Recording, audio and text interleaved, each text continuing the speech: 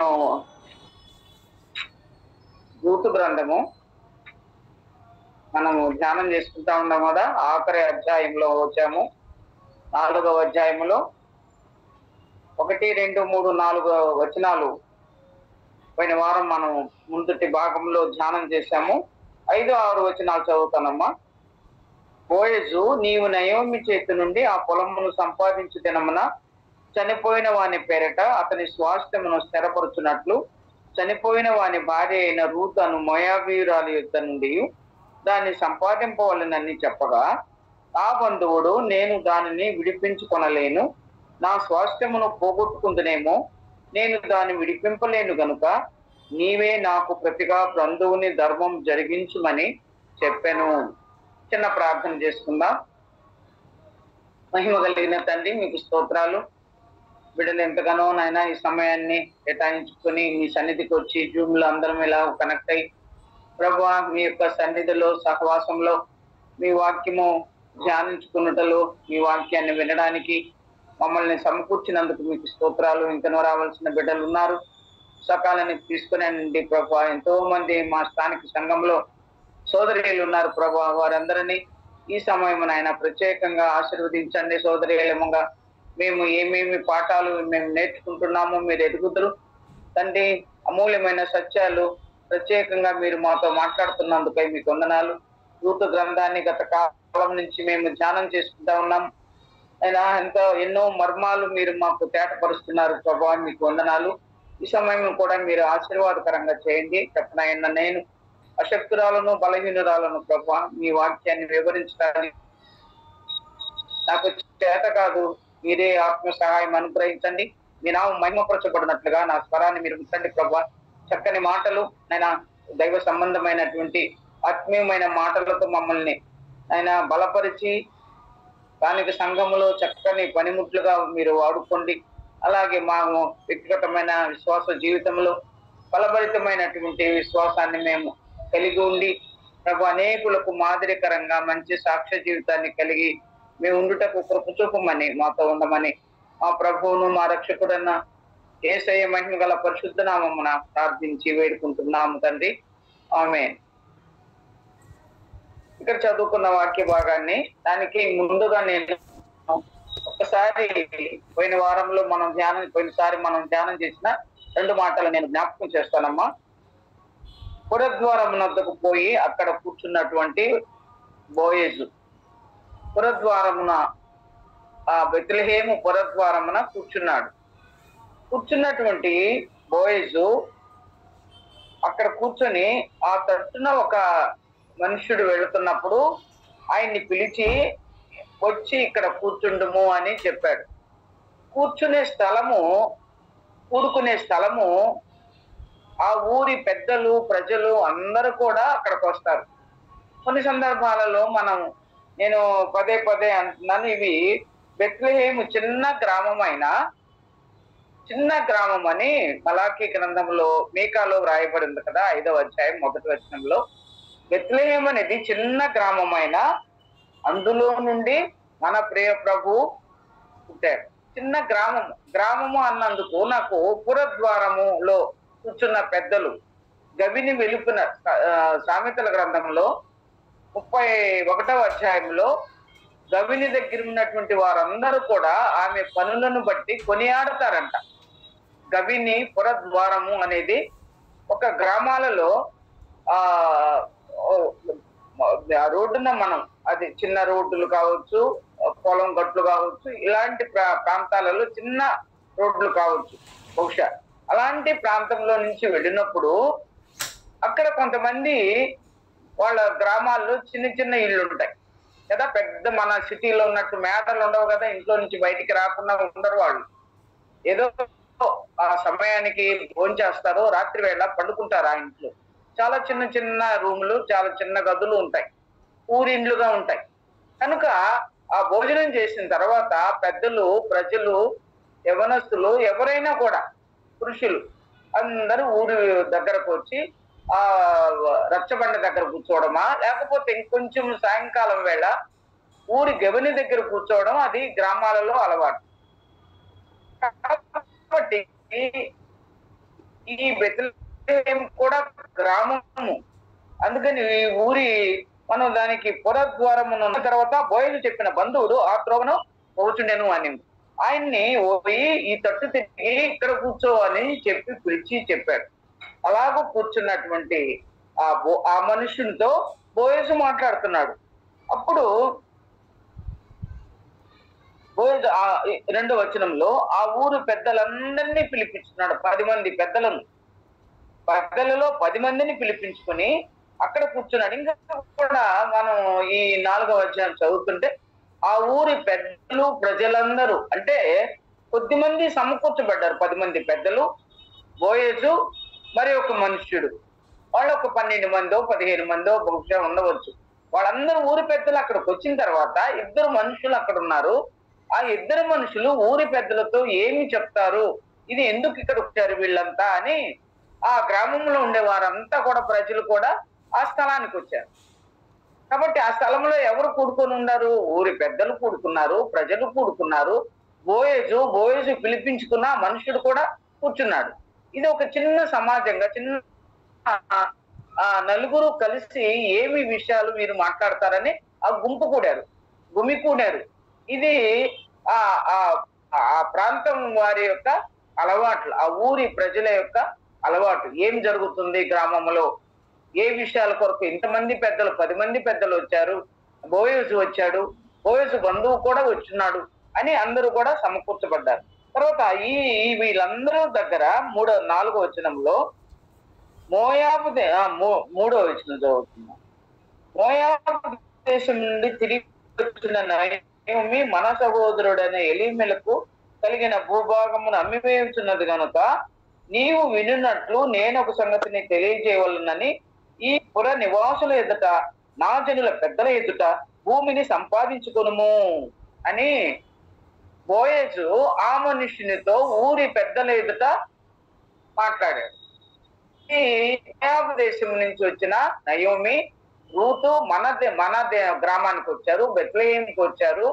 వారికి స్వాస్థ్యం ఉంది, దాన్ని అమ్మివేసి వెళ్ళిపోయారు. మరి దాన్ని అలాగ వదిలిపెట్టి నయోమి, ఎలీమెలకు 2 కుమారులు మగులోను, కిల్యోను వాళ్ళు ఆ పొలాన్ని, స్వాస్థ్యాన్ని వదిలిపెట్టి వాళ్ళు కరువు వచ్చిన తర్వాత మోయాబు దేశానికి వెళ్ళారు కదా. అక్కడ మోయాబు స్త్రీ అయినటువంటి ఆ రూతుని తీసుకొని వచ్చారు. వారి యొక్క స్వాస్థ్యం ఇక్కడ ఉంది, దానిని కొనాలి, దాన్ని స్వాధీనం చేసుకోవాలంటే నాకంటే సమీపమైన బంధువు నువ్వు కాబట్టి నువ్వు ఆ పొలాన్ని తీసుకోమని 4వ వచనం వరకు ఆ ఊరి పెద్దల ఎదుట బోయజు మాట్లాడుతున్నాడు. ఆ పుర ప్రముఖులు కావచ్చు, ఆ ప్రజలు కావచ్చు, బోయజు ఆస్తిపరుడు, బెత్లెహేములో ఆస్తి కలిగిన వాడు, మంచి ఉపకారం చూపేటువంటి బుద్ధి కలిగిన వాడు, చచ్చిన వారికి బ్రతికున్న వారికి ఉపకారం చేయటం మానని ఇతడని 2వ అధ్యాయం 21వ వచనంలో వ్రాయబడి ఉంది ఋతు గ్రంథంలోనే. కాబట్టి మంచి మనస్సు కలిగినటువంటి బోయజు ఈ మాటలు చెప్పిన తర్వాత అందరూ ఆలకించి వింటా ఉన్నారంట. బోయజు ఏం మాట్లాడతాడా, ఆయన నోటి గుండా ఏం మాటలు వస్తున్నాయి.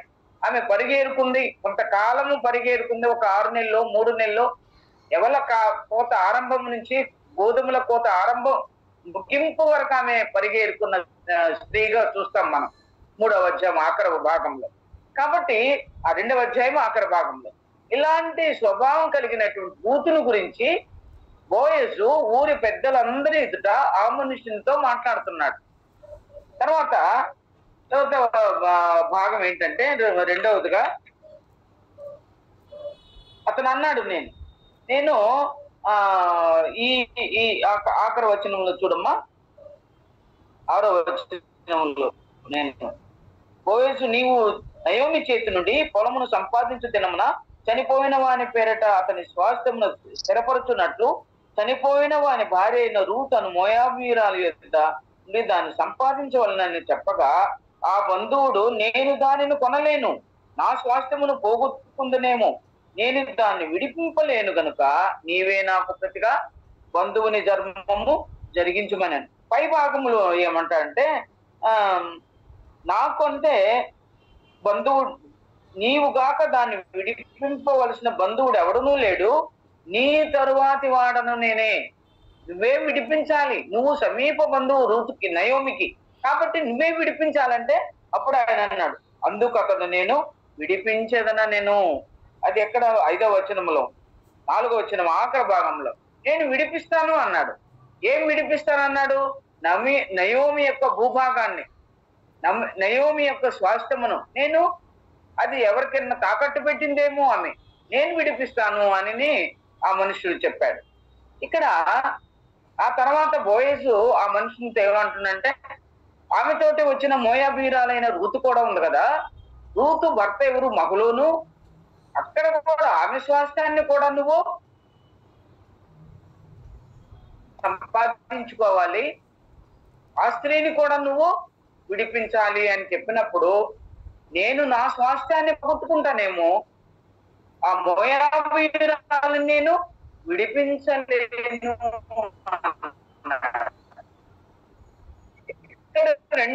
మూడు మాట అంటే స్వాస్థ్యాన్ని స్వాధీనం చేసుకోవడానికి శక్తి కలిగిన కావాలి. మనము మన ప్రియ ప్రభు మనల్ని ఆయన స్వాస్థ్యములోకి, ఆయన వారసులంగా చేయబడి పరలోక స్వాస్థ్యాన్ని మనకు అనుగ్రహించాడు. ఆయన శక్తి కలిగిన వాడు. పాపముల నుండి, అపరాధముల చేత చచ్చిన స్థితిలో ఉన్న మనల్ని విడిపించి మనకు పరలోక స్వాస్థ్యాన్ని ఇచ్చాడు. ఆ ప్రియ ప్రభు శక్తి కలిగిన వాడు, సమర్థుడు. బోయజు ఎలాగో నయోమి కలిగిన ఆస్తిని, రూతును ఎలాగో వారిద్దరిని విడిపించగలడో, ఆ శక్తి ఆయనకుందో, మనకు గుర్తుగా బోయజు ప్రియ ప్రభువుకి గుర్తుగా ఉన్నట్టు మొట్టమొదట్లోనే మనము ధ్యానం చేసుకున్నాం.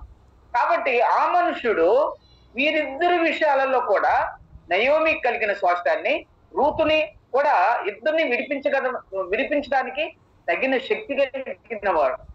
అందుకనే ఒక 3 ప్రశ్నలు ఉన్నాయి. 4వ వచనం 3 ప్రశ్నలు ఉన్నాయి. ఒకటి, విడిపించడానికి హక్కు కలవాడై ఉండాలి. హక్కు అంటే, ఇప్పుడు మనకు ఒక ఆస్తి ఉందనుకోండి, ఆ ఆస్తికి ఎవరు హక్కుదారులు? మన పిల్లలు. ఇంకో కుటుంబాలు కొన్ని జ్ఞాపకం చేసుకున్నాం అనుకోండి, మన తాతలు ముత్తాతలు. మా తండ్రికి 3 చిన్నాన్నలు ఉన్నారు. మా తండ్రికి 3 చిన్నాన్నలు లేదు. మరొక చిన్నాన్నకి 2 భార్యలు చేసుకున్నా కూడా పిల్లలు లేరు. మా తాతయ్యకి మాత్రమే 2 కుమారులు పుట్టారు. వాళ్ళు కూడా పుట్టి చనిపోవడమో ఏదో జరిగింది. అది నేను సాక్ష్యంలో కూడా రాసి పెట్టుకున్నాను నేను. అప్పుడు వేరే వేరే రీతిగా వేరే దేవుళ్ళకి వాళ్ళు మొక్కుకున్నప్పుడు ఆ పిల్లలు పుట్టారని చెప్తారు. నాన్న పేరు వీరరాఘవయ్య, మా తండ్రి పేరు వీరరాఘవయ్య, మా చిన్నాన్న పేరు చిన్న వీరరాఘవయ్య. అంటే ఆ దేవుణ్ణి వాళ్ళు కొలిచారు కాబట్టి ఆ పిల్లలు పుట్టారని ఆ పేర్లు పెట్టారు. కాబట్టి చిన్న తాతకి ఇంకొక తాతకి పిల్లలు లేరు. వారి స్వాస్థ్యం ఎవరికి వచ్చింది? ఎవరో హక్కుదారులు? దాని కొరకు నేను జ్ఞాపకం చేసి అర్థం చేసి చెప్తున్నాను. ఎవరు హక్కుదారులు? ఆ ఆస్తికి మా నాన్న, మా చిన్నాన్న, వారు మాత్రమే హక్కుదారులు. ఎందుకంటే వారి పిల్లలు ఉన్నారు. ఆడపిల్లలు ఉన్న హక్కుదారులే. సెలవు పేహాదు కుమార్తెలకు 4 కుమారులు, 5 కుమార్తెలు ఉన్నారు. వారు ఇశ్రాయేలుతో పాటు మాకు సమానమైనటువంటి ఆ స్వాస్థ్యాన్ని, మా తండ్రి స్వాస్థ్యాన్ని మాకివ్వమని దేవుని మందిరము ఎదుట, ఆ ప్రత్యక్ష గుడారం ఎదుటికి వచ్చేవారు మొరపెట్టుకున్నారు ఆ మోషేకి. వారికి ఆ తండ్రి ఆస్తిని, స్వాస్థ్యాన్ని ఆ కుమార్తెలకు పంచిపెట్టారు. ఇప్పుడు హక్కుదారుడు కావాలి. నయోమిని, రూతుని విడిపించడానికి హక్కుదారుడు కావాలి. వారి ఆస్తిని వేరే వాళ్ళు స్వాధీనం చేసుకున్నారేమో. ఒకవేళ అమ్మేసి నయోమి ఎలీమెలకు వాళ్ళ ఆస్తిని అమ్మేసి మోయాబు దేశానికి వెళ్ళారేమో. అది అక్కడ తేటగా రాయబడలేదు. కానీ ఈ స్వాస్థ్యాన్ని ఇప్పుడు కొనడానికి హక్కుదారుడు కావాలి. ఆ హక్కు ఎవరికి ఉంది? ఆ ప్రక్కన సమీప బంధువు మరొకడున్నాడు, అతనికి ఉంది. అతను తీసుకొనకపోతే బోయజు తీసుకోవాలి. తర్వాతి బంధువు, తర్వాతి స్థానము బోయజుది. మొదట ఆయన తీసుకోలేదు కాబట్టి బోయజు తీసుకుంటున్నాడు. అందుకని విడిపించడానికి హక్కుదారుడు అన్నాడు. బంధువు, సమీప బంధువు లేకపోతే బంధువు. ఇప్పుడు మా తండ్రి యొక్క పూర్వీకుల విషయాన్ని జ్ఞాపకం చేశాను కదా ఉదాహరణగా. మా తండ్రికి మా తాతకి 2 కుమారులు ఉన్నారు. మా చిన్న తాతకి పిల్లలు లేరు. మనకి పిల్లలు లేరు. ఇప్పుడు ఈ ఆస్తికి ఎవరు హక్కుదారులు? మా నాన్న, మా చిన్న.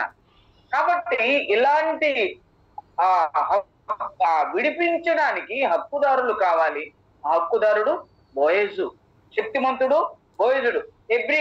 మన మన ప్రభువు కూడా మనల్ని విడిపించడానికి రక్త మాంసములో పాలివాడాయను అని హెబ్రీయులకు రాసిన పత్రికలో ఉంది. ఆయన కూడా రక్త మాంసములో పాలివాడయ్యాడు. అందుకని మనకు ఆ స్వాస్థ్యాన్ని, పరలోక స్వాస్థ్యాన్ని ఆయన అనుగ్రహించాడు. మనం వారసులంగా చేయబడ్డాం. పరలోక రాజ్యానికి మనం వారసులం. జ్ఞాపకం పెట్టుకోండమ్మా. మనం హక్కుదారులం పరలోక రాజ్యానికే. ఆ హక్కుని ప్రియ ప్రభు మనకు కల్పించాడు. తర్వాత రెండవదిగా నయోమిని, రూతుని విడిపించడానికి శక్తి కావాలి. సిద్ధ మనస్సు అనేది ఎలాగంటే, శక్తి అంటే ఆ మనస్సు కూడా కావాలి. రక్షించడానికి, విడిపించడానికి, విడుదల చేయడానికి శక్తి కావాలి, ఆస్తి కావాలి. విమోచన క్రయధనముగా అన్నాడు. విమోచన క్రయధనముగా క్రీస్తు ప్రభు తన్ను తాను మన కొరకు అప్పగించుకొనెను. విమోచన క్రయధనము, క్రయము చెల్లించి మనల్ని కొన్నాడు ఆయన. అదే శక్తి. ఇప్పుడు బోయజుకి నయోమి యొక్క స్వాస్థ్యాన్ని, రూతు యొక్క ఆ మగులోను స్వాస్థ్యాన్ని ఇద్దరిని విడిపించడానికి, కొనడానికి తగిన శక్తి, అది సిద్ధమైన మనస్సు కలిగిన వాడు బోయజు. మూడవదిగా సాగిపోదాం. ఆయన ధనవంతుడు కాబట్టి వాళ్ళిద్దరి స్వాస్థ్యాన్ని కొనడానికి శక్తి ఉంది ఆయనకి, సిద్ధమైన మనస్సు కూడా ఉంది. మూడవ ప్రశ్న ఏంటంటే, ఇష్టపడాలి. ఒకటి హక్కుదారుడుగా, హక్కు కలిగిన వాడుగా ఉండాలి. రెండవదిగా క్రయధనము, ఆస్తి గలవాడుని, శక్తి కలిగిన వాడుగా ఉండాలి. మూడవదిగా ఇష్టపడిన వాడుగా ఉండాలి. అతని కుమారుని నలుగుకొట్టుటకు యెహోవాకు ఇష్టమాయను అన్నాడు యెషయా గ్రంథంలో. అతనిని నలుగుకొట్టుటకు యెహోవాకు 53వ అధ్యాయంలో అతనిని నలుగుకొట్టుటకు యెహోవాకు ఇష్టమైందంట. ఎందుకు ఆ ఇష్టము? మనుషులందరి పాపాలు భరించడానికి ఆయన కుమారుని ఈ లోకానికి పంపినప్పుడు ఆయన ఇష్టపడ్డాడంట.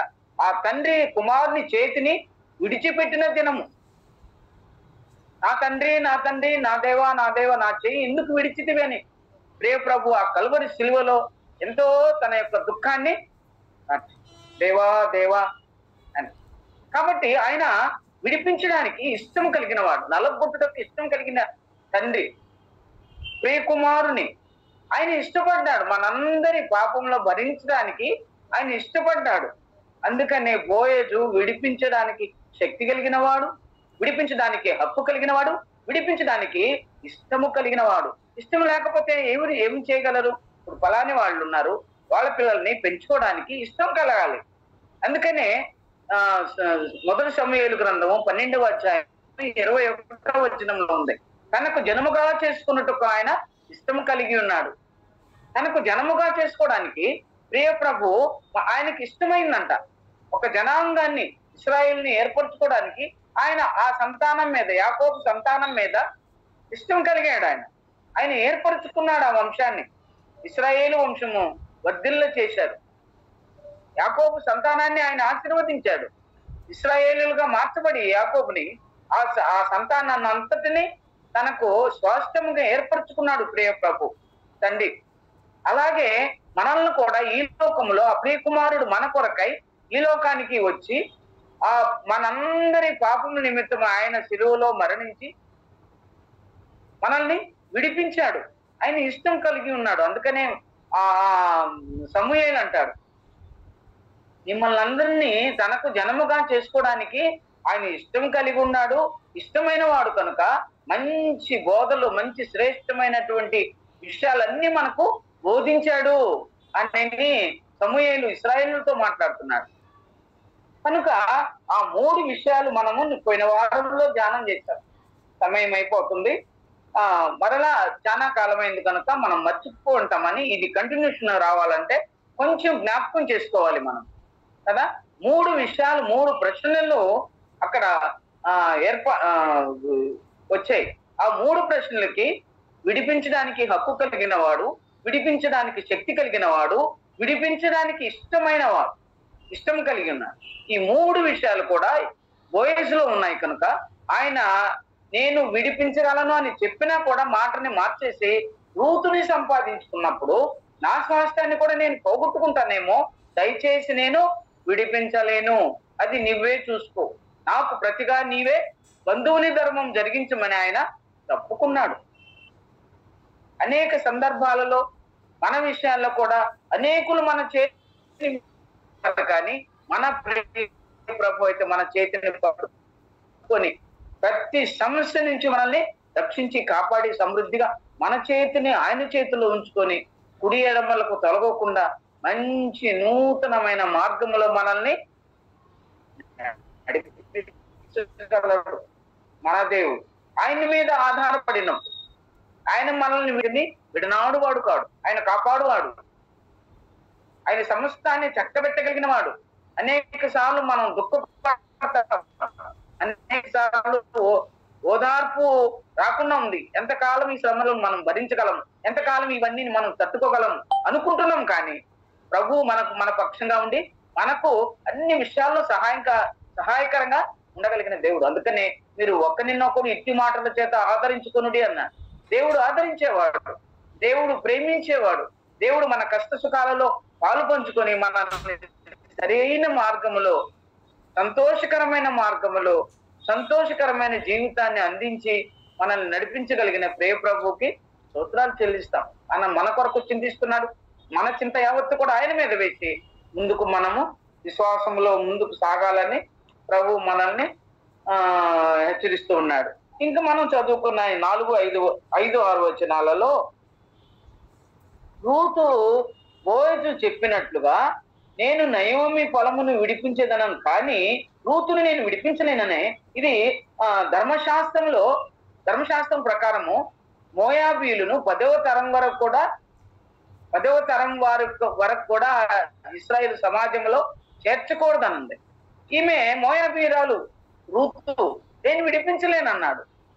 కానీ ఇక్కడ 2 పరిస్థితులు ఉన్నాయి. ఒకటి బాధ్యత, రెండవది కృప. ఈమెను భరించడానికి, ఈమెను విడిపించడానికి, ఆమెను వివాహం చేసుకోవడానికి, వారితో ఇశ్రాయేలుతో కలుపుకోవడానికి, దేవుని సన్నిధిని తీసుకుని రావడానికి ఆమె అనురాలు, మోయాబీయురాలు. ధర్మశాస్త్రం అయితే ఒప్పుకోదు. మోయాబీయులను ఇశ్రాయేల్లో చేర్చుకోవడానికి, వారి సమాజంలో చేర్చడానికి 10వ తరం వారికి కూడా అవకాశం లేదని చెప్తుంది ధర్మశాస్త్రం. అది బాధ్యత కలిగింది, రెస్పాన్సిబిలిటీ అంటారు. కానీ ఇక్కడ కృప ఉంది. ఆ కృప మనమందరము బలహీనులము, మనమందరము అన్యజనులము, దేవునికి దూరస్తులము. క్రీస్తు యేసు రక్తము వలన మనం ఇప్పుడు సమీపస్తులంగా, ఎఫెసీయులకు రాసిన పత్రిక 2వ అధ్యాయంలో ఉన్నాం. మనము క్రీస్తు యేసుకు సమీపస్తులంగా చేయబడ్డాం.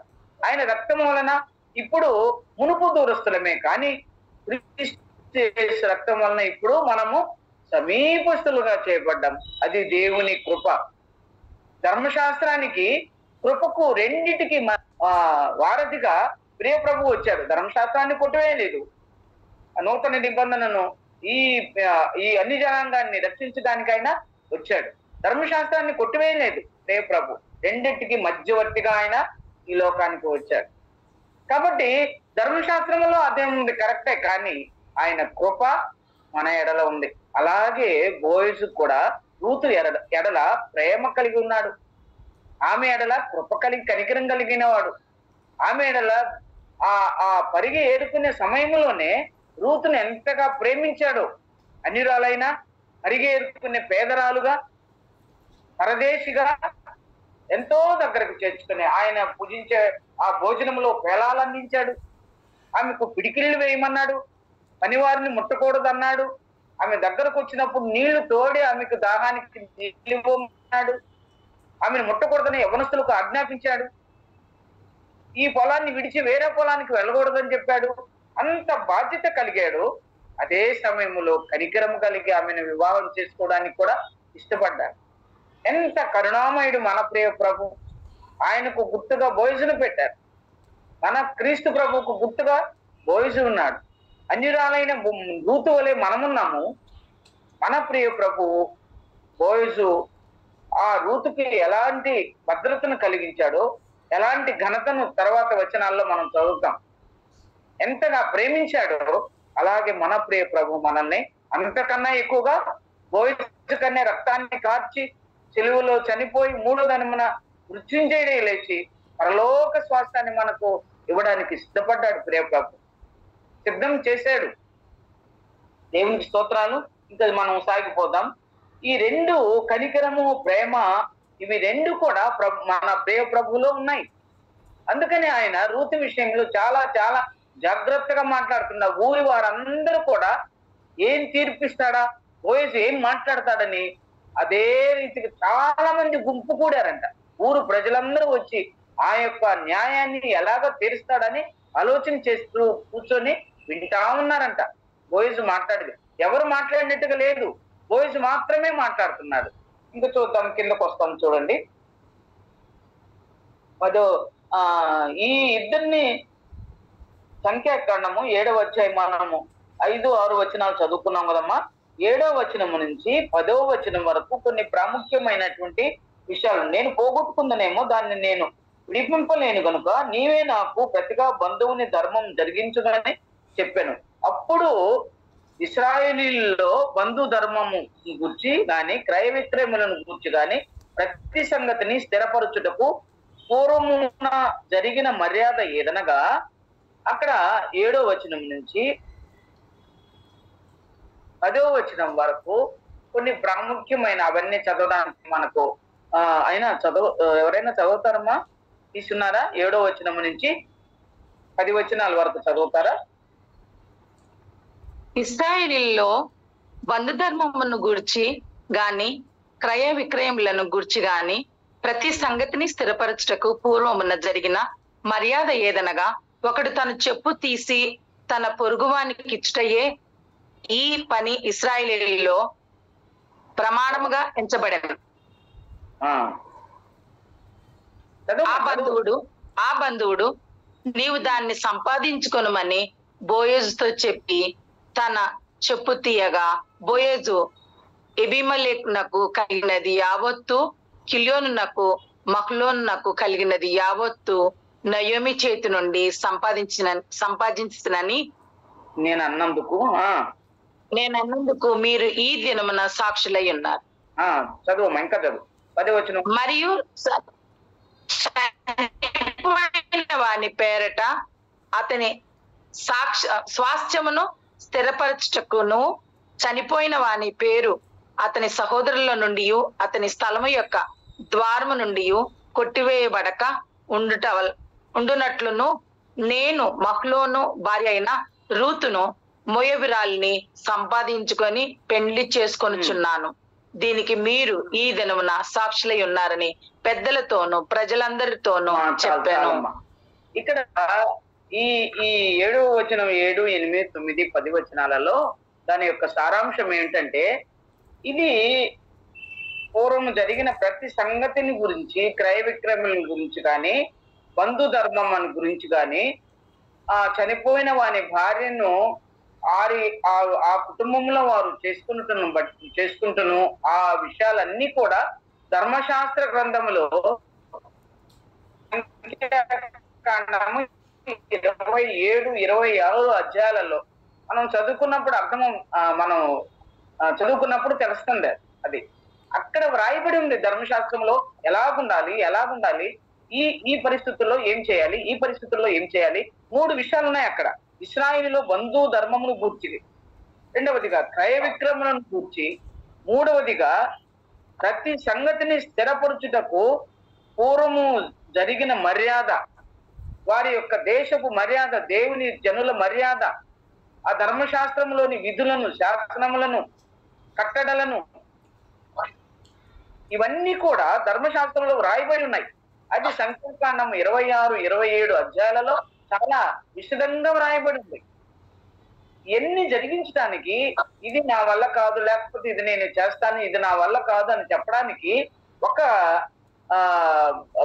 పద్ధతిని పాటించేవారంట వాళ్ళు. ఏం పద్ధతి అంటే, ఒకడు తన చెప్పు తీసి తన పొరుగువానికి ఇచ్చుట. తన చెప్పు తీసి అంటే అది బాధ్యత అన్నమాట. చెప్పులు అంటే మనం మనం ఊరిని అనుకుందాం, మన శరీరాన్ని మోసేవి ఏందమ్మా, మన కాళ్ళ కింద అడుగును ఉండేది ఏంటి? చెప్పులు. చెప్పు అంటే అది ఆ శరీరానికి ఒక రక్షణగా ఉంటది, మన కాళ్ళకి రక్షణగా ఉంటుంది. చెప్పులు వేసుకోకుండా నడుస్తాం అనుకో, రాళ్ళు గుచ్చుకోవచ్చు, ముళ్ళు గుచ్చుకోవచ్చు, భద్రత లేకుండా పోవచ్చు. అది భద్రత అనేది. కాబట్టి ఈ విషయంలో నేనేం చేయలేను, దీని నుంచి నేను తప్పుకుంటున్నానని, ఆ బాధ్యత నుంచి నేను తప్పుకుంటున్నానని చెప్పు తీసి ప్రక్కవాడికి ఇచ్చేస్తాడు. అది ఆ క్రయ విక్రయములను గురించి కానీ, బంధువుని ధర్మం జరిగించే విషయంలో కానీ ఆ జనుల మర్యాద అలాగుండేది. అందుకని ఈ మనుష్యుడు నయోమికి దగ్గర బంధువు అయినటువంటి, రక్త సంబంధి అయినటువంటి బంధువుడు, నేను ఈ పని చేయలేను కనుక అది నీకే అప్పగిస్తున్నా అని చెప్పి తన చెప్పు తీసి అతనికి ఇచ్చాను అని. అర్థమైంది కదమ్మా ఎందుకు తీసి ఇచ్చారు చెప్పు అనేది. తర్వాత అప్పుడు ఆ బంధువుడు నీవు దానిని సంపాదించుకొనమని బోయజుతో చెప్పి తన చెప్పు తీయగా, అప్పుడు 9వ వచనంలో బోయజు ఎలీమెలెకు కలిగినది యావత్తును, కిల్యోనుకును మహ్లోనుకును కలిగినది యావత్తును నయోమి చేతి నుండి సంపాదించితనని నేను అన్నందుకు మీరు ఈ దినమున నాకు సాక్షులై ఉన్నారు అని. ఈ దినమున మీరు నాకు సాక్షులు. ఆయన విడిపించేశాడు. ఆయన తన చెప్పు తీసి నా చేతికి ఇచ్చాడు కనుక ఆయన విడిపించలేడు, కాబట్టి నేనే విడిపిస్తాను. ఎవరెవరి విడిపిస్తున్నాడు ఇప్పుడు? నయోమి ఆస్తిని, మహ్లోను ఆస్తిని, కిల్యోని ఆస్తిని, రూతును. ఇవన్నీ మొత్తాన్ని, నయోమి కుటుంబాన్ని అంతటిని. నయోమికి భర్త లేడు, కుమారులు ఇద్దరు కూడా లేరు, చనిపోయారు. ఇప్పుడు ఎవరెవరున్నారు ఆ కుటుంబంలో? నయోమి ఉంది, రూతు ఉంది. వారిద్దరికి కలిగిన ఆస్తిని మొత్తము రూతుని ఆయన సంపాదించుకున్నాడంట. మన ప్రియ ప్రభు మనల్ని సంపాదించుకున్నాడు. ఆయన స్వరక్తం ఇచ్చి ఆయన సంపాదించుకున్నాడు. మనల్ని ఒక సంఘంగా ఏర్పాటు చేయడానికి ఆయన స్వరక్తం ఇచ్చి సంపాదించుకున్నాడు.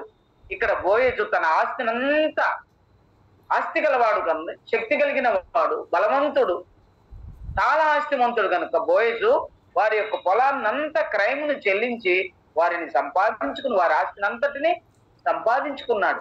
అలాగైతే మన ప్రియ ప్రభు మనల్ని సంపాదించుకున్నాడు. దేని ద్వారా సంపాదించుకున్నాడమ్మా? ఆయన రక్తము కార్చి ఆయన సొత్తుగా చేసుకోవడానికి మనల్ని క్రయధనము చెల్లించి మనల్ని ఆయన సంపాదించుకున్నాడు. ఆయన రక్తం ఇచ్చి కొన్నాడు. ఆయన సొత్తు మనము, ఆయన బిడ్డలమే ఆయన సొత్తు. మనము అన్యులము, ఆ పరిస్థితి అపవాది సంబంధులము కాము. మనం దేవుని క్రీస్తు ప్రభు బిడ్డలం. మనం ఆయన సంబంధించిన వారము, ఆయనకి చెందిన వారము. మనము క్రైస్తవులముగా, శిష్యులముగా, దేవుని బిడ్డలంగా, సహోదర సహోదరులంగా ఆయనకు సంబంధించిన వారం కనుక మనము ఆయన వారం. ఆయన మన తండ్రి, మనము ఆయన బిడ్డలం, సమస్తానికి మనము వారసులం. అలాగే ఇక్కడ బోయజు కూడా నయోమికి కలిగిన ఆస్తిని, మహ్లోను కలిగిన ఆస్తిని, కిల్యోనుకు కలిగిన ఆస్తిని సంపాదించుకొని రూతుని కూడా వివాహం చేసుకుని సంపాదించుకున్నాడు. ఈ తరములో రూతుని ఆయనకు భారీగా చేసుకున్నాడు. ఒక మంచి ఘనత కలిగినటువంటి స్థితికి రూతుని తీసుకుని రావడానికి బోయజు ఇష్టపడ్డాడు.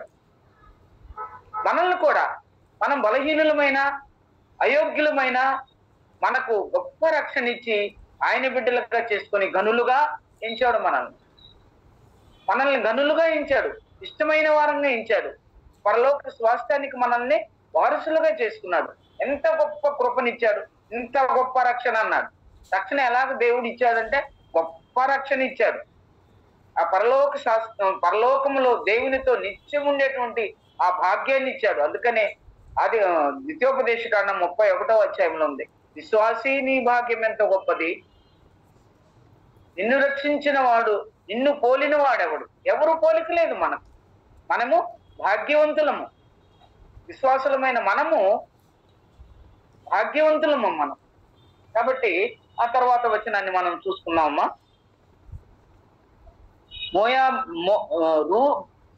నేను మహ్లోను భార్య అయిన రూతను మోయాబీరాలని సంపాదించుకొని పెండ్లి చేసుకున్నాను. దీనికి మీరు ఈ దినం నా సాక్షులై ఉన్నారని పెద్దలతోనూ ప్రజలందరితోనూ చెప్పాను.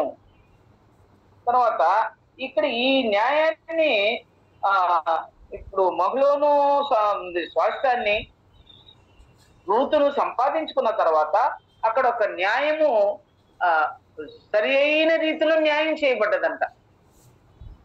బెత్లెహేములో ఉన్నటువంటి పుర ప్రముఖులు పెద్దలు న్యాయం తీర్చుటలో దేవుని ఆ నీతిని వారు చక్కగా న్యాయం తీరుస్తారంట. ఈ న్యాయం తీర్చే విషయం నాకు ఒకరు జ్ఞాపకం వస్తున్నాడు. సొలొమోను గురించి ఈ మధ్య ధ్యానం మన సంఘంలో కాదు అనుకుంటాను, మరొక స్థానిక సంఘంలో చెప్పినట్టుగా గుర్తుంది. అక్కడ ఇద్దరు తల్లుల విషయంలో సొలొమోను ఏ న్యాయం చేశాడమ్మా? 2వ రాజుల గ్రంథము 3వ అధ్యాయం 4వ అధ్యాయంలో ఆ భాగాలు ఉన్నాయి. మొదటి రాజుల గ్రంథంలో సొలొమోను న్యాయం తీర్చినప్పుడు ఆ ఇద్దరు వేశ్యలు తల్లులు ఒకే బిడ్డను తీసుకొని వచ్చి ఈ బిడ్డ నాది అనుకున్నప్పుడు ఆయన ఎటువంటి న్యాయం తీర్చాడు? ఆ న్యాయం తీర్చుటను బట్టి ఆ దేశ ప్రజలందరూ కూడా భయపడ్డారంట దేవునికి. ఇంత జ్ఞానం కలిగిన వాడా సొలొమోను అని. అది జ్ఞాపకానికి వస్తుంది. అవును, దేవుని పిల్లలు న్యాయవంతులు. దేవుడు న్యాయవంతుడు, దేవుని పిల్లలు కూడా న్యాయవంతులే. మనము ఇతరులకు, ఈ లోకస్తులకు మనము న్యాయం తీర్చే వారంగా ఉంటామంట. తర్వాత పెద్దలు చెప్పే ఈ విషయాలు వాళ్ళకి న్యాయం తీర్చే వారంగా ఉంటాం. మనకు దేవుడు ఎంతో జ్ఞానం ఇచ్చాడు. న్యాయము అన్యాయం మనం ఎరుగుదాం. సరైన న్యాయ ప్రక్రియ ఇక్కడ రూతు విషయంలో చేశాడు బోయజు. అందుకని ఆ న్యాయాన్ని బట్టి వారందరూ ఆశ్చర్యపడ్డారంట. ఊరి ప్రజలు కానీ, ఆ ప్రముఖులు కానీ, పెద్దలు కానీ, పురద్వారమున కూర్చున్న వాళ్ళందరూ కూడా ఆశ్చర్యపోయారంట ఆ న్యాయానికి. అలాగే సొలొమోను విషయంలో కూడా సొలొమోను మొట్టమొదటిగా రాజుగా వచ్చిన తర్వాత, అభిషేకం చేయబడిన తర్వాత మొట్టమొదటి తీర్పు న్యాయం అదే. ఇద్దరు వేశ్యలకు పుట్టినటువంటి బిడ్డ విషయంలో సరి అయిన న్యాయం తీర్చి ప్రజలందరూ భయపడినట్లుగా, దేవుని మీద విశ్వాసం ఉంచినట్లుగా ఆ పరిస్థితులు అలాగూ జరిగినాయి. కాబట్టి ఇప్పుడు ఏమన్నారు?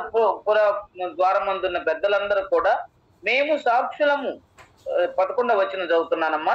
అందుకు పురద్వారం ఉన్న ప్రజలందరూ పెద్దలను మేము సాక్షులము, యెహోవా నీ ఇంటికి వచ్చిన ఈ స్త్రీని ఇశ్రాయేలీయుల వంశమున వద్దల చేసిన రాహేలును పోలినదిగాను లేయాను పోలినదిగాను చేయునుగాక. 11వ వచనం. ఇశ్రాయేలును పోలిన రాహేలును గాను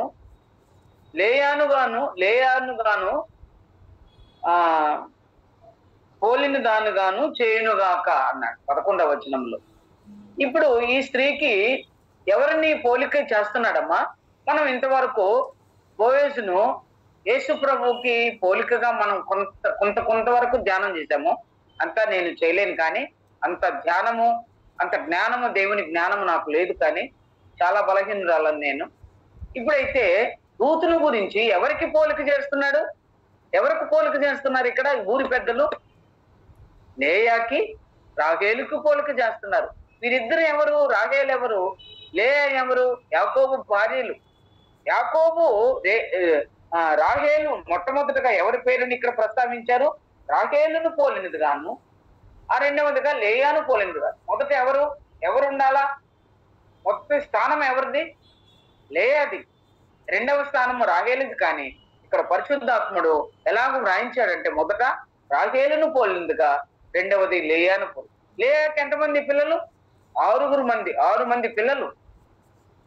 ఆమె దాసికి ఇద్దరు కుమారులు. 8 మంది సంతానము లేయాకి. రాహేలుకి ఎంతమంది సంతానము? 6 పిల్లలు. పుట్టిందాక రాహేలును జ్ఞాపకం చేసుకోలేదు దేవుడు. ఆమె కానీ ఆ ఇశ్రాయేలీయుల వంశమును వర్ధిల్ల చేసిన వారుగా వారిద్దరిని కూర్చి ప్రభు ఒక్క మాట మాట్లాడారు. ఎక్కువ మంది పిల్లలు ఉన్నారు లేయాకి. రాహేలుకు 2 కుమారులు, లేయాకు 6 కుమారులు. ఆమె దాసికి 2, ఈమె దాసికి 2, ఇంకా 4. 12 మంది సంతానం ఉన్నారు. ఇశ్రాయేలు జనాంగము 12 గోత్రాలు వీళ్ళిద్దరి ద్వారానే వర్ధిల్లు చేశారు. కాబట్టి వారికి పోలుస్తున్నాడు. ఎవరు ఈమె? అసలు మోయాబీయురాలు రూతు.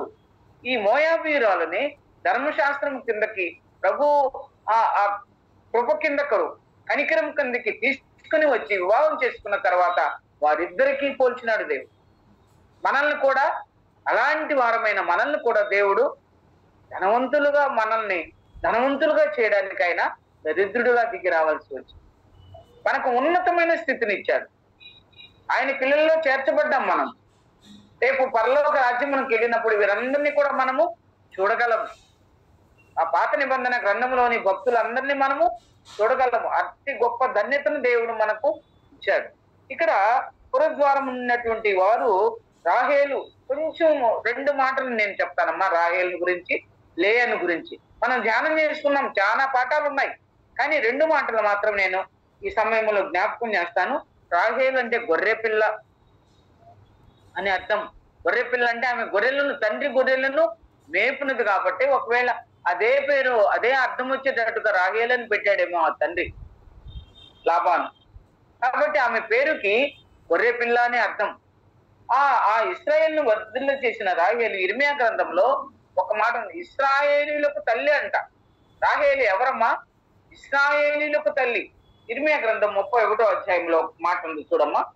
ఇర్మియా గ్రంథం 31వ అధ్యాయంలో 15వ వచనంలో, తన పిల్లల విషయమై దుఃఖ నివారణ పొందిన ఆ మాటలు అక్కడ ఉన్నాయి. రామాలందరూ మహారోధును చదువు 31వ 15-17 వచ్చిన రామాలో అంగలార్ మహారోదన ధ్వనియు వినబడుచున్నవి. రాహేలు తన పిల్లలు వచ్చి ఏడ్చుచున్నది. ఆమె పిల్లలు లేకపోయిన ఆమె వారిని గురించి ఓదార్పు పొందనలకున్నది. ఇంకా 17 వచనం కూడా చదవమ్మా. 15-17. రాబో కాలమునందు నీకు మేలు కలుగునను నమ్మిక ఉన్నది. నీ పిల్లలు తిరిగి తమ స్వదేశమునకు వచ్చెదరు. ఇదే యెహోవా వాక్కు. ఇదే మాటని మత్తయి సువార్త 2వ అధ్యాయము 16, 17, 18 వచనాల్లో కూడా ఇవే మాటలు వ్రాయబడి ఉన్నాయి. హేరోదు కాలంలో ఈ మాటలు జ్ఞాపకం చేస్తున్నాడు. ఇర్మియా ప్రవక్త జ్ఞాపకం చేశాడు. ఎందుకని జ్ఞాపకం చేశాడంటే, రాహేలును ఇశ్రాయేలులకు తల్లిగా చేయబడింది. ఆమె మరణించినప్పుడు ఆదికాండం 35వ అధ్యాయము 19వ వచనంలో రాహేలు సమాధి స్తంభం అని వ్రాయబడి ఉంది. ఆ ఎఫ్రతా మార్గంలో, ఎఫ్రతా అంటే ఫలభరితమైనటువంటి స్థలం అని, ఫలవంతమైన స్థలం అని ఎఫ్రతా అనే అర్థం. ఆ స్థలంలో ఆమె చనిపోయింది. చనిపోయేటప్పుడు ఆమెకు ఒక కుమారుడు పుట్టాడు. ఆ కుమారుడు యాకోబు అంటున్నాడు, నా కుడి చేతి పుత్రుడు బెన్యామీన్ అన్నాడు. యోసేపు పుట్టాడు. అక్కడ ఉన్నప్పుడే యోసేపు పుట్టాడు. మార్గమధ్యంలో ఆమె మరలా గర్భవతి కుమారుని కన్నది. ఆ కుమారుణ్ణి యాకోబు ఏమన్నంటే నా కుడి చేతి పుత్రుడు అన్నాడు. ఆమె ఏమన్నదంటే, నేను చనిపోతున్నాను అనుకొని బెనోని అంటే దుఃఖపుత్రుడు అని పేరు పెట్టుకున్నది ఆ తల్లి. ఆ మార్గమధ్యంలో చనిపోయింది. ఆ ఎఫ్రతా మార్గంలో, ఎఫ్రతా అంటే ఫలభరితమైన స్థలము అని అర్థం. మంచి ఫలించింది ఆమె. యోసేపు ఆమె గర్భంలో పుట్టాడు. యోసేపు ఎవరయ్యారమ్మా? ఐగుప్తు దేశానికి ప్రధాని అయ్యాడు. ఆయన మంచి పరిపాలన చేశాడు. కరువు కాలంలో 7 సంవత్సరాల కరువు కాలంలో ప్రపంచమంతటికి ఆహారాన్ని సరఫరా చేసినటువంటి గొప్ప ఆలోచన పరుడు యోసేపు. అలాంటి కుమారుని కనింది రాహేలు. అందుకనే ఫలవంతమైన జీవితం అన్నాడు. యోసేపు కూడా మన ప్రియ ప్రభుకు గుర్తుగా ఉన్నాడు. అతని అన్నదమ్ములు ఆయనను ద్వేషించారు. మన ప్రియ ప్రభును కూడా వారి అన్నదమ్ములు ద్వేషించారు, తృణీకరించారు. ఇవన్నీ నీకెందుకు, నువ్వు ఇంట్లో ఉండకుండా ఎందుకు బయటికి వెళ్ళి వాళ్ళందరి దగ్గర మాట్లాడుతున్నావని వాళ్ళ అన్నదమ్ములు కూడా యేసు ప్రభుని తృణీకరించారు. అలాగే మన ప్రియ ప్రభు యోసేపును కూడా వారి అన్నదమ్ములు ద్వేషించి ఆ గుంటలో పడవేసినట్టుగా మనం చూస్తాం, చదువుకున్నాం. కాబట్టి అలాంటి కుమారుణ్ణి రాహేలు కనింది. ఆ తర్వాత బెన్యామీను కుడి చేతి పుత్రుడిని, యాకోబుకు కుడి చేతి పుత్రుడిని బెన్యామీని చీల్చినట్టి సింహం బలము కలిగిన వాడు బెన్యామీను. బెన్యామీను గోత్రంలోని వాడు సౌలు రాజు, మొట్టమొదటి రాజు ఇశ్రాయేలులకి. కాబట్టి ఆమెను అంతగా ఇంకొక చిన్న మాట కూడా జ్ఞాపకం చేస్తామా మీకు. మరొక ఒక బుక్ లో నేను చదివాను, అది అంగలార్పు, మహారోదన ధ్వని అంగలార్పు చేస్తుందంట రాహేలు తన పిల్లల విషయమై. ఎందుకు ఇది జరిగిందంటే, ఆ రాహేలు ఎఫ్రతా మార్గంలో పాతి పెట్టబడి ఒక స్తంభాన్ని నిలిపాడు. 35వ అధ్యాయంలో ఆదికాండంలో ఉంది. ఆ స్తంభం దగ్గర, ఆ స్తంభాన్ని ఆనుకుని అష్షూరు రాజు ఇశ్రాయేలుని ఓడించి వారిని పట్టుకుని పోయేటప్పుడు ఆ స్తంభం దగ్గర నుంచి పోయేవాళ్ళంట. దాన్ని చూడండి, ఇశ్రాయేలీలో ఆ స్తంభం దగ్గర నుంచి ఆ మార్గంలో వెళ్ళేటప్పుడు ఈ సమాధిలో ఉన్నటువంటి రాహేలు తన పిల్లల విషయమై ఏడ్చుచున్నది అని ఒక భక్తుడు రాశారు. ఆ ఇశ్రాయేలీల యొక్క గోష్ఠ వారు శత్రువుల చేతికి చిక్కిన పరిస్థితిని బట్టి ఆమె కన్నీరు కారుస్తుందంట. అందుకనే ఇర్మియా గ్రంథం 31వ అధ్యాయంలో, మత్తయి సువార్త 2వ అధ్యాయంలో ఆ మాటలు ఉన్నాయి. అక్కడ హేరోదు యేసు ప్రభువును బట్టి 2 సంవత్సరముల వయసు కలిగిన వారందరినీ చంపమన్నప్పుడు ఆమె అక్కడ మహారోదన చేసిందంట. కన్నీళ్లు కార్చి మహారోదన ధ్వని చేసిందంట రాహేలు. కాబట్టి ఇంత ఆ రాహేలును గురించి కొంతమంది వారి ధ్యానాలలో కొంచెం చులకనగా ఆమె ఒంటెల్లో తన విగ్రహాలను దాచిపెట్టిందని ఇవన్నీ రాస్తారు. కానీ శ్రేష్టమైన ఫలాభివృద్ధి కలిగినటువంటి స్త్రీగా, ఆశీర్వదించబడిన స్త్రీగా, ఫలవంతమైన మంచి కుమారులను కలిగిన స్త్రీగా ఆమెను కొనియాడారు. ఆ బెత్లెహేంలోని వారందరూ కూడా ఎప్పుడు పుట్టారో ఎప్పుడు చనిపోయారో తెలియదు, కానీ వారు వారిని జ్ఞాపకం పెట్టుకొని ఉండారు. ఒక తరముల తర్వాత తరము తర్వాత తరతరాలు గుర్తుపెట్టుకొని ఉండారు వారిద్దరిని, రాహేలుని లేయాని. ఆ తర్వాత ఇంకా లేయాని గురించి కూడా నేను కొంచెం జ్ఞాపకం చేస్తాను. 35వ అధ్యాయంలో ఈ మాటలన్నీ వ్రాయబడి ఉన్నాయమ్మా. ఆదికాండం 35వ అధ్యాయంలో. ఇవన్నీ చదవడానికి మనకు సమయం చాలదు. ఈ లేయ అంటే అడవి ఆవు అని అర్థం. అడవి ఆవు అంటే బలమైనది అని. తన కళ్ళు జబ్బువే కానీ ఆమె శరీరము బలమైనది. అందుకనే నేను యాకోబు ప్రేమించలేదు, రాహేలుని ప్రేమించాడు. రాహేలు యాకోబు ప్రియమైనదిగా ఉంది, కానీ లేయ ద్వేషించబడింది. అయ్యో, ఈ జబ్బు కళ్ళ ఆమెను నా దగ్గరికి పంపించారు, నన్ను మోసం చేశావని వారి తండ్రిని యాకోబు తెల్లవారి మాట్లాడినట్టుగా మనం చూస్తాం.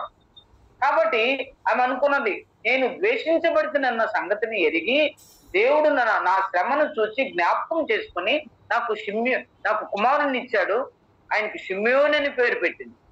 ఆమెకు 6 కుమారులు లేయాకు పుట్టారు. ద్వేషించబడిన స్త్రీ ఆశీర్వదించబడింది. మనము మన పాపముల చేత, అపరాధముల చేత బలహీనులమై ద్వేషించబడినప్పుడు ప్రియ ప్రభు మనల్ని రక్షించి ఆయన బిడ్డలుగా చేసుకున్నాడు. మనం ఆశీర్వదించబడిన వారం. లేయ ఆశీర్వదించబడింది, ద్వేషించబడుతున్న సంగతిని ఎరిగి కుమారులు పుట్టడం వల్ల ఆశీర్వదించబడింది, దేవుని చేత దీవించబడింది, భాగ్యవంతురాలైంది. కుమారులు కలిగిన తల్లిగా ఆమెను దేవుడు ఆశీర్వదించాడు. ఇంకా తర్వాత ఈ ఎఫ్రతా మార్గంలో మన వాక్య భాగానికి వస్తామమ్మా. నీ ఇంటికి వచ్చిన స్త్రీని ఇశ్రాయేలు వంశమును వర్ధిల్ల చేసిన రాహేలును పోలిన దానిగాను లేయాను పోలిన దాన్ని చేయను. ఎఫ్రతాలో 12వ వచనంలో, ఎఫ్రతాలో నీవు క్షేమాభివృద్ధి కలిగిన వాడవై బెత్లెహేములో నీవు ఖ్యాతి నొందుదువుగాక. యెహోవా ఈ యవనురాలు వలన నీకు దయచేయ సంతానమును నీ కుటుంబమును తామారు యోధాకు కనిన పెరెస్ కుటుంబం వలె ఉండునుగాక అన్నాడు. ఇది ఒక గొప్ప పాఠం. ఇది 2 స్త్రీలని ఆశీర్వదించబడిన స్త్రీలుగా చేశాడు దేవుడు. ఫలాభివృద్ధిని ఇశ్రాయేలును వర్ధిల్ల చేసినటువంటి స్త్రీలుగా వారు ఉన్నారు. కానీ మరొక స్త్రీని జ్ఞాపకం చేస్తున్నాడు. ఈ స్త్రీ ఎలాంటిది?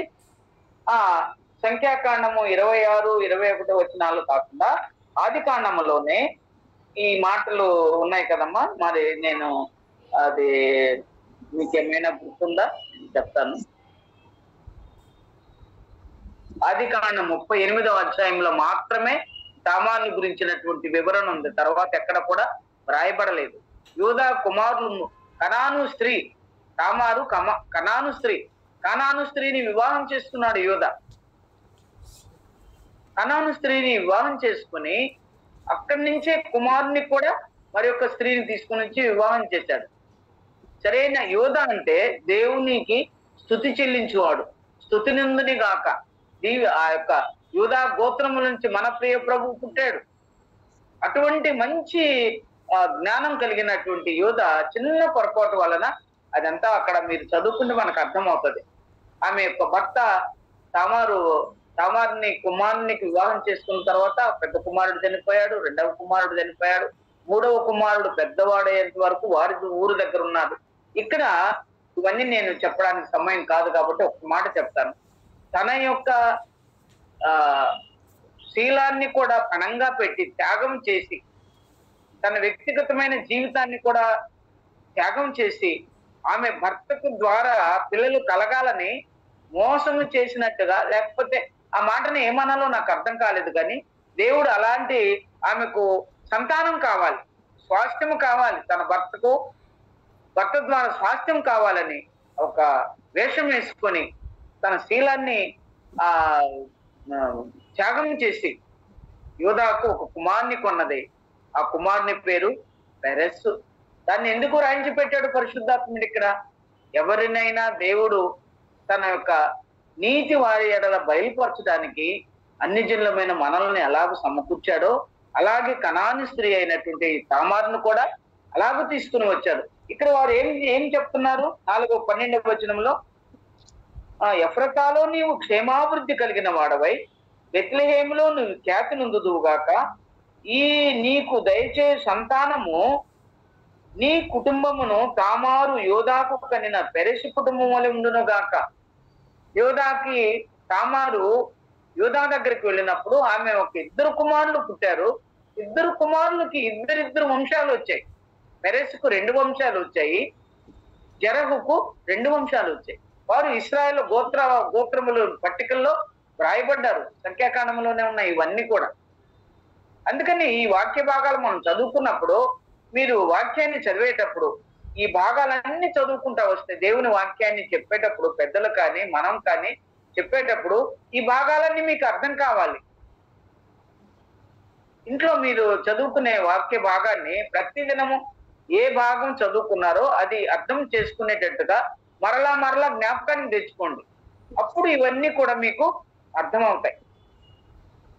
యూదా ఎలాంటి వాడు, ఎందువల్ల ఈ పరిస్థితి వచ్చింది, తామారు ఏంటి, తామారు పరిస్థితి ఏంటి, యూదా ద్వారా తామారు జరహును 2 కుమారులు ఇచ్చారు. ఆ 2 కుమారులు కూడా 2 వంశాలకి గోత్రకర్తలైనారు. ఇశ్రాయేలీల్లో ఒక పెద్ద మంచి గోత్రంలో ఉంచారు. ఆ తర్వాత ఈ వాక్య భాగంలో కూడా ఆఖరి భాగంలో ఉంది, ఎన్నో తరాల గురించి వ్రాయబడి ఉంది.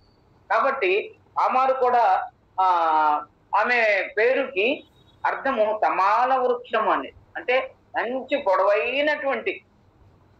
ఆమె వంశంలో నుంచి, ఆ యూదా వంశంలో నుంచి రాజులు ఉద్భవించారు. మన ప్రేపబు రాజుగా ఆయన పుట్టాడు.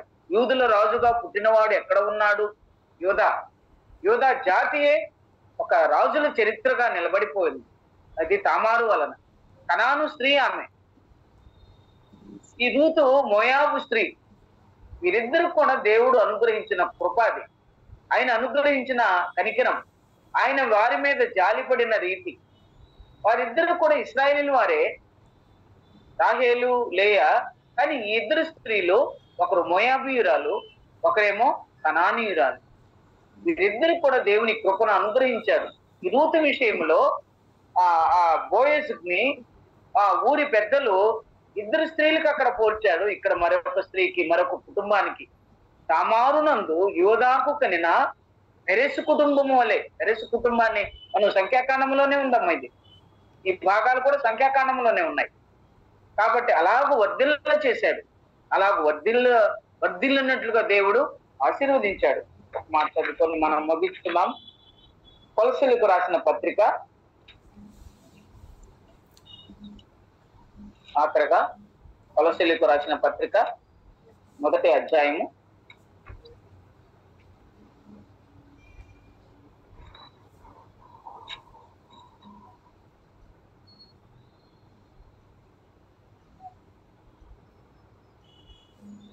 8వ మాట చదువుతానమ్మా. నేను ఆఖరి 2 లైన్లు 9, 10, 12 వరకు కలిసి ఉన్నాయి. ఆయన మహిమ ఆయనకు తగినట్టుగా నడుచుకోవాలననియు. చూసారమ్మా, కనపడిందా? జ్ఞాపకం గమనించుకోండి. 9, 12 కలిసి ఉన్నాయి. నేను ఆఖరి వచ్చిన లైన్లు చదువుతున్నా. ఆయనకు తగినట్టుగా నడుచుకోవాలనని ఆనందముతో కూడిన పూర్ణమైన ఓర్పును దీర్ఘశాంతమును కనపరుచున్నట్లు ఆయన మహిమా శక్తిని బట్టి సంపూర్ణ బలముతో బలపరచబడవలెననియు తేజోవాసులైన పరిశుద్ధుల స్వాస్థ్యములో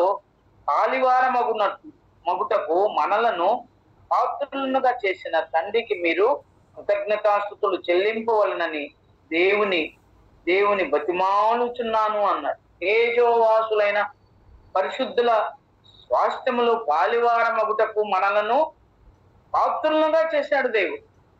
తేజోవాసులైన పరిశుద్ధులతో పాలివారమగునట్లుగా మనం ఇప్పుడు ఎవరితో పాలివారమైనాము? తేజోవాసులైన పరిశుద్ధులతో పాలివారైంది. ఇక్కడ యూదా కనినటువంటి పెరెసు కూడా పరిశుద్ధుల జాబితాలో చేర్చబడ్డారు, ఇశ్రాయేలు జాబితాలో చేర్చబడ్డారు. వారిద్దరు కుమారుల వంశములు, పెరెసుకు 2 వంశీయులు ఉన్నారు. వారిద్దరు కూడా పెరిసీలు, జెర్సీలు ఏదో ఉంది. అవి ఆ సంఖ్యాకాండము 26వ అధ్యాయము 21, 22 వచనాలలో ఉన్నాయి.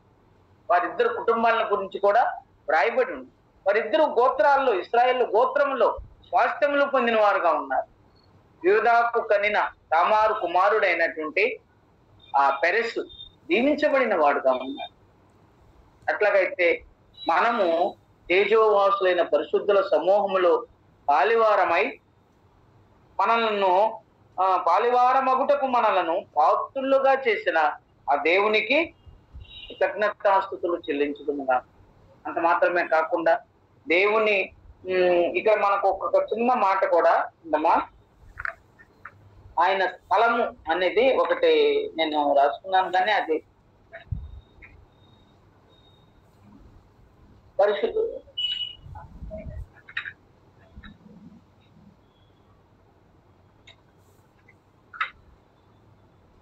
అది తర్వాత మనం జ్ఞాపకం చేస్తాను.